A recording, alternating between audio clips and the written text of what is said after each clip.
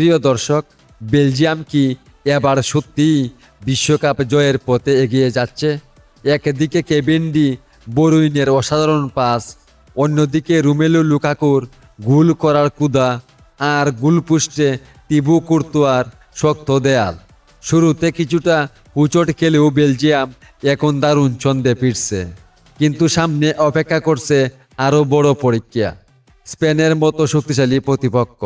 Belgium কি তাদের অভিজ্ঞতা দিয়ে স্পেনকে থামাতে পারবে, নাকি আবারও বড় মঞ্চে স্বপ্ন ভেঙে যাবে? আজকের ভিডিওতে জানব বেলজিয়ামের বর্তমান একাদশ, তাদের শক্তি দুর্বলতা, বিশ্বকাপ ইতিহাস এবং কেন এবার দলটিকে এত ভয়ঙ্কর মনে হচ্ছে। ভিডিওটি শেষ পর্যন্ত দেখতে থাকুন। বেলজিয়ামের এই যাত্রা আপনাকে অবাক করে দিতে পারে। বেলজিয়াম ফুটবল দল এখন অনেক ভালো খেলছে। তাদের দলে আছে বিশ্বের পরিচিত কিছু খেলোয়াড়।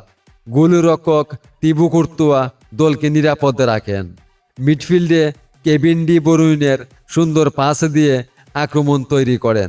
সামনে রোমেলু লুকাকু গোল করার বড় ভরসা।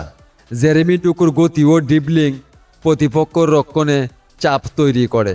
বেলজিয়াম সাধারণত বল নিজেদের কাছে রেখে খেলতে পছন্দ করে, আবার সুযোগ পেলে খুব দ্রুত আক্রমণেও যায়।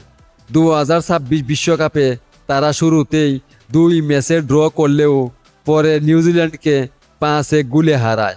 এরপর সেনেগালকে 3-2 এবং যুক্তরাষ্ট্রকে 4-1 গোলে হারিয়ে তারা কোয়ার্টার ফাইনালে উঠে গেছে। এতে বোঝা যায় দলটি ধীরে ধীরে আরও আত্মবিশ্বাসী হয়ে উঠছে। বেলজিয়াম এখন পর্যন্ত 15 বার বিশ্বকাপ খেলেছে।